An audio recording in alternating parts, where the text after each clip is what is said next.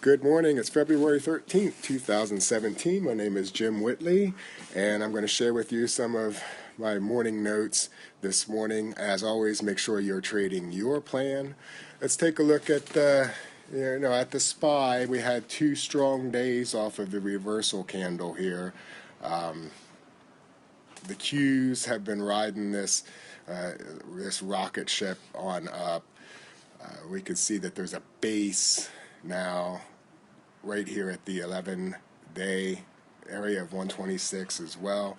Also, that 11-day area has always held up well at the moment. IWM, the small caps, I think pre-market, last time I looked, we were up here, so can we break out of this range, or are we going to get more of the same? We're going to have to see what happens there. MACD is noticeably flat. Real estate, if we can clear IYR, we can clear this this Fibonacci level here. We got some room to go. We have a little strength in the MACD. If we look at that on the daily, the level that we're looking at is 79. We want to clear that before we can open up some more of that upside. It's crossing a little bit here. IBB still got some room, with the biotechs. Even though we're kind of neutral with the MACD. If we look at that on the daily, we do have this 287, kind of double topish area right there to get through. If we can get through that, we might be able to open it up to that 295.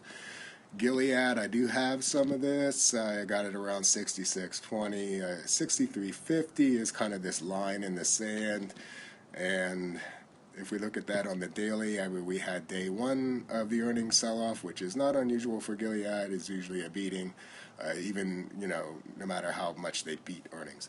But day two wasn't quite as bad. Day three actually ended a little bit of green, so there's a little bit of interest in it there for now.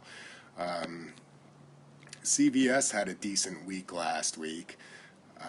We can see we're still in the weekly downtrend, but this is a little promising there. 84.72 would be the top of the 22-day range on that. The MACD is trying to cross.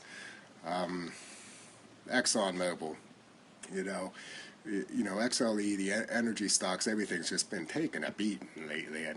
Here we are. We're down here. We're trying to hold on to this line here. I did buy a little bit.